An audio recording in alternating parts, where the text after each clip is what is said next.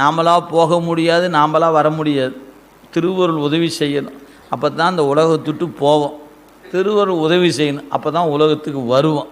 எனவே போனாங்கன்னா திருவருள்னு நினச்சிக்குங்க, வந்தாலும் திருவருள்னு நினச்சிக்குங்க.